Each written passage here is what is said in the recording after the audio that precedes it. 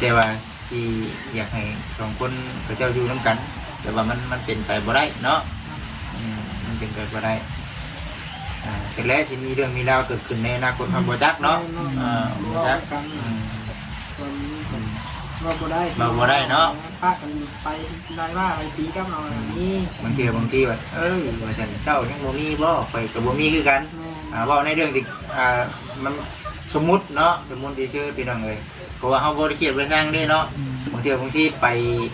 ไกลกันบัดคิดเห็นข้าวอยู่น้ำกันหลายผ้าหลายปีแบบนั่นซะอันนี้เฮาเว้าเพื่อไว้ซื่อเนาะแต่ก็บ่ได้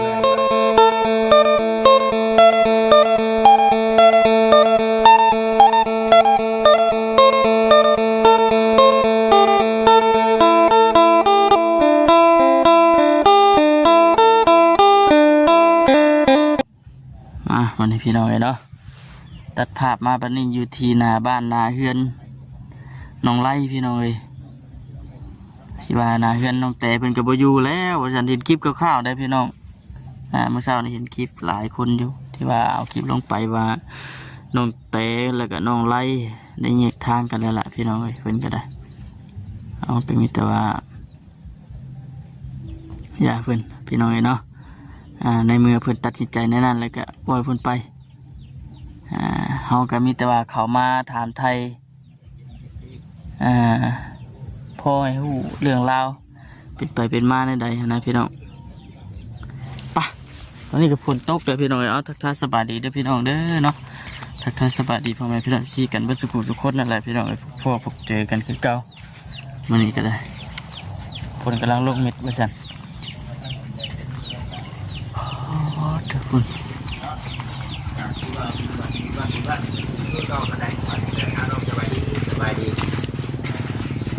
เหนื่อยสบายดีเด้อ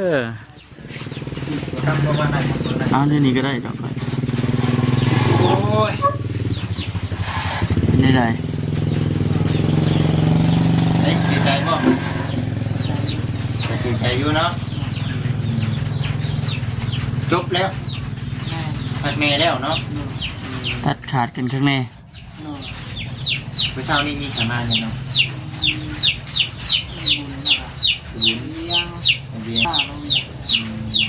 พอดีว่าทั้งน้องแต่คนมาอยู่นี่ได้มีสั่งมาตัดตะคอบ่มาผมก็ไปดู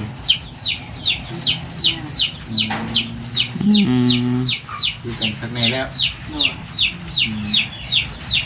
เมื่อวานนี่นะทั้งน้องเป็นมาเนาะทั้งน้องเป็นโทรคุยกันน้องโทรค่ะหายมาบอกแม่เป็นว่าเป็นสีย่านน้องมันจะห้อนอย่างนี้เราไม่ต้องย่านเรามาเล่ากันทำอะไรกันเนาะเอากะดูว่าแหละซีโบว่าอย่างไรเนาะเพราะว่าทั้งเขาเองกับคู่กันนั่นแหละเนาะว่าน้องเป็นสองคนก็ได้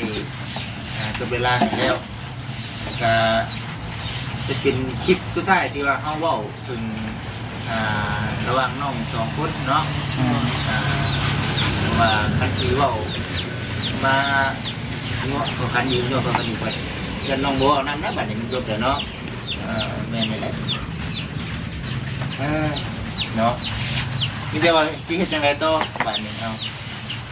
ก็คือว่าอะไรคือว่าเอาว่าเป็นมักลักเอารถเห็นบ่เนี่ยพลังนั่นครับพลังกันเรื่องสร้างกันเลือกกันเองได้ไหมว่าในเรื่องเรื่องสั้นนี่คือมันยังบ่ได้จบเนาะจบแต่น้องสองคนคือแต่ว่าคือทั้งน้องตุ๊กได้เป็นเมื่อนำบ่ตุ๊กเป็นเมื่อนำเป็นบ่ได้เมื่อนำเป็นอยู่นี่เป็นสินอนอยู่นี่บ่นอนพุ่นก็นอนนี่แล้วก็นอนกับคนนั่นเข้าใจผิดคือเป็นว่าน้องแต่ว่ากระตุกนะมีสำหรับน้องว่าในไหนค่ะน้องว่าในไหนอธิบายให้ FC ฟังในเรื่องตัวนี้คือว่าเพราะว่าเพิ่นก็คบหางกับน้องของน้องชายของน้องนี้ น้องตุ๊กคนใด แม่นบ่แม่นว่าที่นอนแบบว่ากับห้องอยู่เพื่อนสองกับน้องบ่มีปัญหาแล้วนั่นน้องบ่คิดได้แล้วนั่นน่ะ ผมหากับน้องชายเจ้า คือเขาตามมันว่าเอาน้องเนี่ยตัวเองอยู่น้องนะ ผมไม่มีนั่นเนาะ คุณเข้าใจผิดว่าสีนี่อย่างนั้นไม่มีหรอก เดคือบัดนี้นะ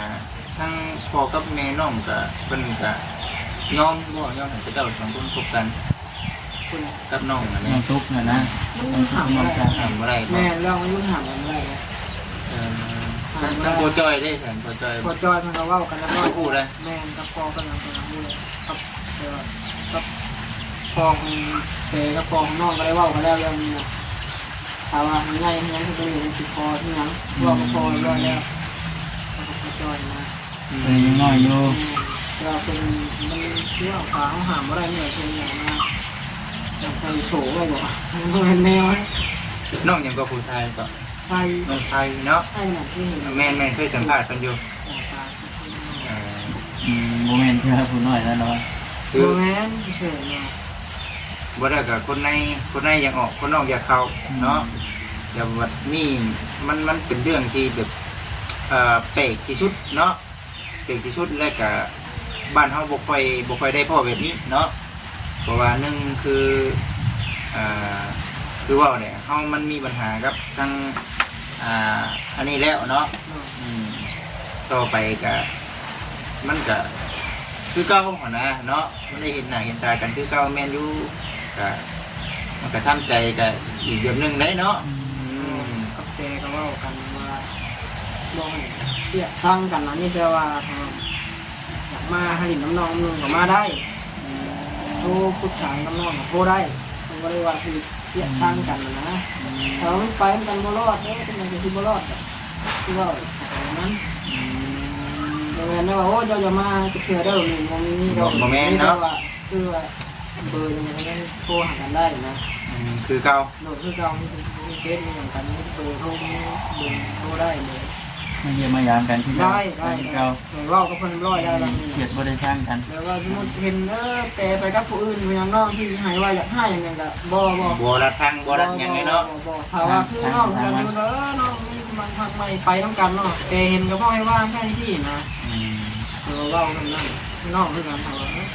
คือว่าคนนั้นคือผู้ใหม่มากเป็นอย่างกันคือว่ากันเอาเล่ากันเลยย่ามีแต่เล่าน้องเก่าเลยเขาว่าไปร้อยแล้วเป็น อธิบายให้ FC ฟังในเรื่องว่าหรือว่าน้องเก๋เป็นมีผู้บ่าวใหม่กับทางน้องใดเป็นมีผู้สาวใหม่แล้วแบบนี้นะ น้อง จะมีเนี่ยบ่ตัวนี้บ่มีเนาะบ่นี่ให้ทางน้องใดอธิบาย อันนี้คือว่าน้องเล่าสมมุตินะสมมุติว่าไปหันมานี่คือน้องไปโรงแง้วสิเห็นแต่เจ้าก็ผู้บ่าวไม่บ่ให้คิดบ่ให้เทียบช่างกันพี่น้องกันสมมุติผ่านไปผ่านมาเห็นไปผู้ใหม่เหมือนกันนะไม่ตัวนั่นนะ เอาเนาะที่จังได๋ซะในเมื่อความคิดของทางน้องๆสองคนตรงกันแล้วแม่นบ่ตรงกันแล้วเนาะก็เฮาเองก็จักสิเว้าจักสิ ว่าจังไร ว่าจังไดเนาะ ยังไงว่าเนี่ยทาง น้องๆมันตัดสินใจได้เด้น้องๆมันตัดสินใจแล้ว เพราะว่าอันนี้คือเป็นความสมัครใจของทั้งน้องๆทั้งสองคนเองเนาะที่ผ่านมาตั้งแต่เด็กตั้งแต่เราเองก็คิดแต่ว่าสิอยากให้สองคนกับเจ้าอยู่น้ำกัน แต่ว่ามันเป็นไปบ่ได้เนาะมันเป็นไปบ่ได้แต่แล้วสิมีเรื่องมีราวเกิดขึ้นในอนาคตเราบ่จักเนาะบ่จัก เราบ่ได้เนาะป้ากันไปได้ว่าอะไรตีกับเราอย่างนี้ บางทีว่าว่าฉันเจ้ายังบ่มีบ่ข่อยก็บ่มีคือกันเว้าในเรื่องที่มันสมมุติเนาะสมมุติซื่อๆพี่น้องเอ้ยเพราะว่าเฮาบ่ได้คิดไว้สร้างเด้เนาะบางทีไปไกลกันบัดคิดเห็นข้าวอยู่นำกันหลาย5ได้ปีแบบ ถึงแล้วไปสิ นั่นซะอันนี้เฮาเว้าเพื่อไว้ซื่อเนาะแต่ก็บ่ได้ว่าให้ทั้งน้องเพิ่นมาแบบใหม่ๆนี่หรอกพี่น้องเอ้ยเนาะแต่ใครนี่แล้วน้องไล่เพิ่นเนาะใครกลัวมือวานนี่แล้วคำบอกคำจ่าใจเย็นลงแล้วน้องเนาะ มันก็เพราะว่าเฮาเว้ากันเรียบร้อยแล้ว เห็นว่าต่อหน้ากันแล้วว่าเลยเนาะตะกี้ยังว่าตะกี้ยังว่าบ่ได้เห็นต่างคนต่างอยู่บ่ได้กินบ่ได้เล่น ใครกลัวเว่าไปเว่ามาบอกไปเว่ามาเนาะ ยุ่งกันไปยุ่งกันมาอยู่เนาะ แต่เบิ่งเพิ่นก็ว่าสิบ่แม่นเพิ่นก็อยากให้น้องนี่นะจุดว่าน้องว่าแม่นแต่ว่าโอ๊ยบ่แม่นนะอะไรหาเว้าแล้วเฮาเบิ่งเฮาก็สิว่าโอ๊ยมันสิอยากให้นี่นะมีแต่ว่าเฮาเว้าต่อหน้ากันแบบนี้นั่งเว้ากันนี่จบกว่า เข้าใจไว้ แม่ เนาะ เข้าใจ เนาะบ้านนี้ก็ได้เด้อพี่น้องเด้อจบแล้วสำหรับทั้งน้องไล่เนาะกับน้องอาณาเตชวนว่าทั้งอ้ายเพิ่นสมมติว่าเพิ่นมาเพิ่นสิว่าจังใดนี่ก็เฮาเองก็รอฟังไปนํกันแต่ว่าในเรื่องเพิ่นเรื่องชานี่รอไผก่อนเนาะรอไผ ก็ทำหลายคนนั่นแหละอะไรก็บ่เตียงก็โทรหาทางนี้ครับทำไมเพิ่นแล เดี๋ยวทั้งในเตียงนี่เพิ่นเฮายังบ่ได้เว้านำเพิ่น แม่บ่นอนติดต่ออยู่บ่ได้มันมีเฟซเพิ่น ปัญหาสิเห็นอยู่ในคลิปเด้ล่ะอาจสิเวลาเพิ่นเนาะอยู่เหนืออยู่ใต้ก็สิอยู่ในประมาณนี้เพราะว่าช่วงนี้บ่ค่อยเห็นเราอยู่บ้านเห็นเราไปเหนือบ่ถือว่าจังไดเนาะก็เราก็สิมาว่าแหละตัวนี้ก็ฟังเบิ่งว่าทางอ้ายเราสิว่าจังไดเนาะตัวนี้เนาะในเรื่องคือเรื่องซานแต่ว่ามองให้ทางน้องไสกับน้องตุ๊กนอนอยู่นี้ แม่ตัวน้องอันนี้อยู่นี่คือเก่า อยู่นี่คือเก่าเนาะ แต่บ่ได้ว่าไหนมันบ่ได้ก็ให้น้องมันมีปัญหาอย่างลึกนะแต่ว่ามันก็ปรับความเข้าใจกันแน่แล้วเพิ่นก็ว่าให้น้องอยู่นี้อันนี้คือนี่ก็อยู่นี่บ่อยู่ใหม่ก็อยู่มันบ่ได้ว่าอย่างนั้นแต่ว่าเรามาก็มาบ่ได้ห่วงไม่ห้ามนะ โอ้เนาะเอาแบบง่ายๆเลยนี่เนาะบ่ได้ว่าที่ว่าบ่ให้เพิ่นมาจังซี่น่ะมาได้มาโลดมาไม่ว่า สันพี่น้องในเรื่องของทั้งน้องสองคนเพิ่นก็ได้จบแล้ววันนี้ในเรื่องน้องตุ๊กนี่เพิ่นบอกว่าให้ใหญ่ก่อนที่น้องที่จังไปขอไปว่า นี่เป็นนั่นแหละพวกงาน14บ่ อ๋ออยู่ของไอ้หากคือว่าอันนี้เนาะตัวนี้ให้เองกับโบจักเด้อพี่น้องเด้อเนาะมีแต่ว่ายัน14เพิ่นคิดว่าแล้วยันมันเป็นแบบเก่าคือบ่ไหวบ่ขอรถเป็นหยังว่าซั่นแหละฮะกินได้อายุน้อยอยู่ก็ตามแต่ว่าซั่นเห็นบ่มันเห็นบ่มันเนาะ ว่านั่นก็จำเป็นนะ ยันมันเป็นแบบคือเขาบอกว่าได้เด้อบอกว่าได้ชื่อ แม่ ยัน น้องว่าน้องกัน เดี๋ยวมันสิแบบว่าเอ้าสิเอาพวกเราคนยังมาว่าในใดน้องตุ๊กบ่ได้ไปขอไปขอนี่นะทีนี้มันก็จบได้สำหรับน้องแต่ว่าสำหรับเขาล็อกเด้อบอกเผื่อในอนาคตยันว่าFCคือกันกับบ่จิตนะมีจะปรึกษากันไหมเนาะแต่ว่าทั้งน้องตุ๊กกับสมภารญี่ปุ่นล่ะ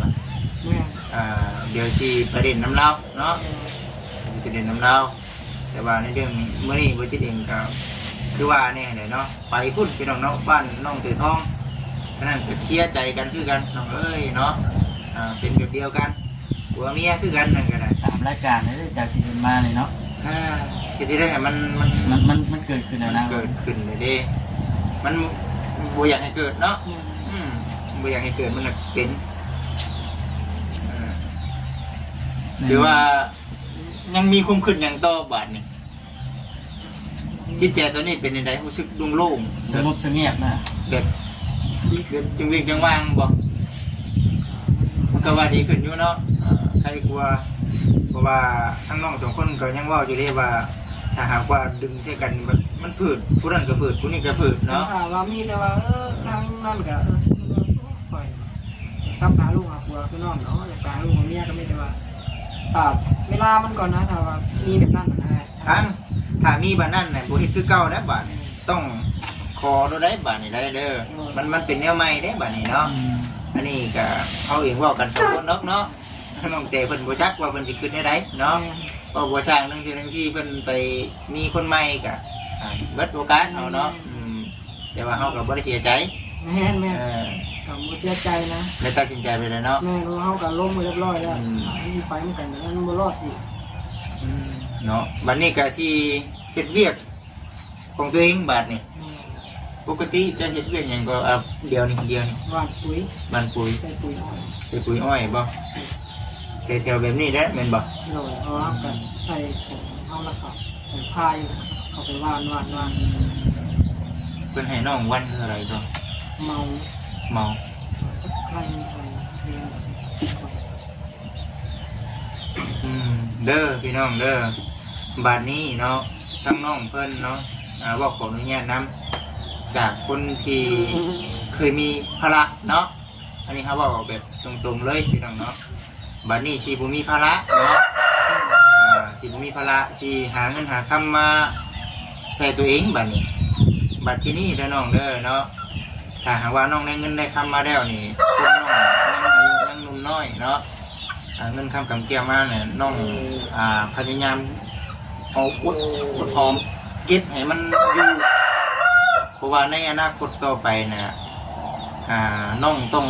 งได้ใช้เงินเนาะ ต้องได้ใช้เงินก้อนโตสิเป็นเรื่องอย่างไรถ้าหากว่าเขาหาเงินหาคำมาแล้วนะเขาโบเก็บไว้นะยันสิคิดเสียดายน้ำดัง กับFC หลายทานเพิ่นก็ว่าอยู่ยันทั้งน้องได้เพิ่นคิดไปทางแนวบ่ดีเด้บ่จิตว่าซั่นเป็นบวกน้องเพิ่นนำในเด้อว่าซั่นผู้อยู่แก่ใจเนาะบ่ได้เฮ็ดเราว่าเรายาบาปิ้ง มียาสูบน้องกับบัว แต่ไรมาแล้วน้อง ก็เห็นจอยแท้ว่าซั่น จ้อยเรียกกันงาน นั่นเลยเนาะ เรียงนางแน่เนาะ เพียงพอในตะกี้น้องอ้วนไอ้ดี แม่น FC ก็ว่าอยู่ แก้มมันเป็นตะกี้นะไปอยู่มันลำบากไอ้มันแบบ ขึ้นหลายแน่ มันบ่ขึ้นเลยนะมันจ้อยมีเลย มีแต่ว่าอันนี้แหละเรื่องแบบนั้นน่ะพยายามเด้อมันเกิดขึ้นกับเฮาแต่ว่าเกิดขึ้นนี่เงินเฮาหาได้นี่คือบ่มีต่อไปในอนาคตก็บ่สร้างเนาะสิเก็บเงินเก็บคำได้เป็นที่เป็นทางของตัวเองก็คือสิสบายใจกว่านี้อีกเนาะเพราะว่าอันนี้คือบอกน้องเพิ่นไว้พี่น้องเนาะอยู่คนเดียวเลยเก็บเงินเก็บคำเอาบัดนี้เด้อเนาะเรื่องลูกเรื่องเมียต่อไปก็เกิดขึ้นมาน้ำตามหลังมีแต่ว่าตอนนี้ก็เก็บเงินไปก่อนบุจิตเองกับบ่ได้แบบว่ามันมีกลัวทั้งน้องไล่หรอกพี่น้องเลยเนาะกับแบบเดียวกันนั่นแหละสู่คือกันเงินหาข้ามคือกันแต่ว่าหาไปเนาะก็เป็นหนี้เป็นสินคือกันบุจิตเองก็ได้แต่ว่าก็บอกกันไว้กันแล้วเนาะทั้งคิดตั้งใจกันนี่แหละหาเงินหาข้ามเก็บเงินเก็บข้ามทั้งเทียงที่เป็นปฏิบัติได้เฮ็ดได้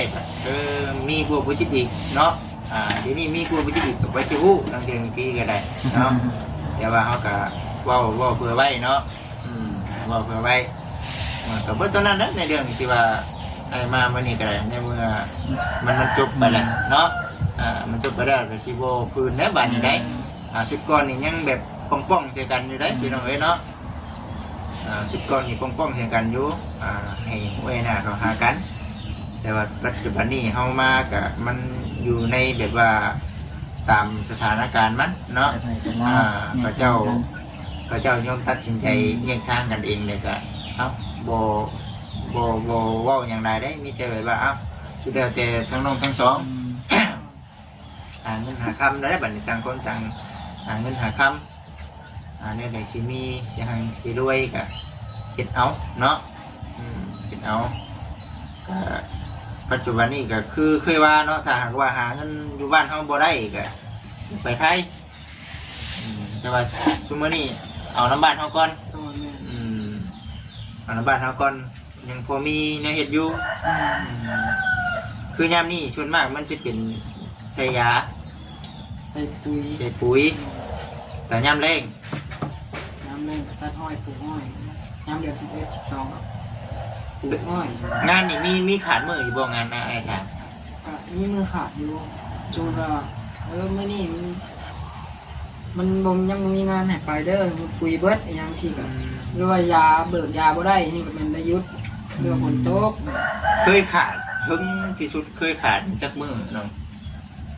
บ่ผิดบ่เพราะว่าถ้าว่าอันสิอยากหยุดงานเลยแม่นเดือน9 5เดือน10มันคือว่าซั่นคนเด้ มันอยากยากแน่ ช่วงหน้าฝนนะ แสดงว่า2 เดือนเลย แน่นอกก็มีแต่เฮ็ดหัวเฮ็ดหยังไปมันก็บ่ได้หลายปานใด เอ เอา อ เฮ็ดหัวสวนอ้อยหยังไปนี่ เป็นหยังคือบ่จิคือถามนั่นย้อนอยากถามเบิ่งว่าน้องเพิ่นสิหาคำแบบใดนะ เนาะ สิเก็บเงินเก็บคำแบบใดนะแต่ว่ามันก็คือว่าบัดเขาให้เจ้าแต่ละเทื่อนี่คือประเภทพวกว่านปุยนี่เขาเจ้าเมาเลยเนาะเมาเท่าไหร่ก็ฮะ ไร่หนึง20,000หรือ30นี่น้องก็บ่แน่ใจตัว ไรหนึ่งพวกเลยเนาะ ถ้าฉีดยามันก็ไล่80แบบนี้ ก็อยากอันนั้นอยู่เด้อเนาะว่าคนนี้น้ำก็อยากถืออยู่เด้อพี่น้องเด้อเนาะมันก็บ่ง่ายดินี่เนาะในเรื่องหาเงินเดือนนี้พี่น้องถ้าหากว่าเขาออกจากตัวนี้แล้วไปเฮ็ดเวียกเป็นลูกน้องเขาตามห้านอาหารไป ขาย ใน นะ เมืองแถวแบบสวรรค์เซโนไปแบบนี้ได้จ้ะน้องคิดว่าเป็นยังไง บ่กำหนดงาน โอ้บ่ค่อยถนัดปานใด บ่ จากหมุนไปตามป้าตามรอนเอาดีกว่า เฮ็ดแนวอื่นดีกว่าน้องเคยไปแล้วแต่นั้นมันยังแห้งแล้วก็น้องมักนะ ว่าได้แต่คือเขาเคยสู่เรียกแบบตามลำพังไปเนาะเขาเห็นเรียกเป็นน้องๆเขาแบบนั้นนี่มันหลายคนได้เนาะพบปะกันหลายคนหลายแบบหลายประเภท อันนี้เฮาเฮ็ดเมาเฮาก็ตามใจเฮาแน่สมมุติเฮาจะได้หลายเฮาก็เร่งงานเว้าถือกันก็เร่งถ้าว่าเฮาเมื่อยเฮาก็อยากเช้าก็เช้านะมีแต่ว่าให้น้องตัวเองมันก็สบายใจเฮาแบบนั้นน้องมักงานแบบนั้นอิสระนะน้องบ่มักแบบว่างานแบบวันอย่างนั้นคนน่าจะบีบเฮาแบบนั้นน่ะ โอ้แม่นแท้ ถ้า แม่น ว่า แม่ เฮาน เฮ็ดแบบนี้เฮาจะได้หลายเฮาเฮ็ดเอาเฮาก็สู้เอานะ เพราะว่างานนี่มันมีตลอดอยู่แล้วเนาะมีตลอดอยู่แล้วแถวๆนี้ได้พี่น้องเอ้ยเนาะเนาะเอ้าคือสิประมาณได้ฉะนั้นคือสิประมาณนี้ได้น้องเอ้ยมียังอยากฝากถึง FC นำแน่ที่ดึกสำหรับเรื่องราวที่มันเกิดขึ้นน้องเอ้ยขอโทษขออภัยเพิ่นนำบางสิ่งบางอย่างเฮาเฮ็ด น้องเว้าผิดเอาหยังมัน แม่น นั่นแหละก็ขอโทษนะมัน แม่น เพราะว่าเขากับมันเกิดใช้อารมณ์แน่มันก็นั่นแน่แล้วขอโทษขออภัยน้ำมาแล้ว เนี่ยจะเอาบัวสามารถที่พาลูกพาเมียประกอบกับว่าไปถึงจุดหมายเส้นชัยซะเนาะเพราะว่าเนื่องจากว่ามันเกิดเรื่องราวแบบนี้เกิดขึ้นพี่น้องเลยมันจึงใจบ่ฮอดเนาะที่จะว่า ไปพี่น้องเนาะคลิปนี้ก็คือสิประมาณนี้เลยพี่น้องเด้อทางน้องไรเพิ่นก็อีกทางกับน้องแต่เพิ่นไปทีห้อยต่างคนต่างแยกทางกันไปนะพี่น้องต่างคนต่างเข้าใจกัน แต่ว่ายังหักยังเพลงกันคือเก่าถ้าหากว่าไปหันไปนี่พบโผกันไปกับแฟนใหม่หรือว่าผู้ว่าผู้สาวใหม่กับบ่ให้ว่าบ่ให้ติกันพี่น้องเอ้ยให้หักให้เพลงกันคือเก่าบ่ให้บ่ให้ว่ากันโอเคได้อพี่น้องเอ้ยเนาะอยู่ดีมีแฮงได้อพี่น้องได้อสบายดี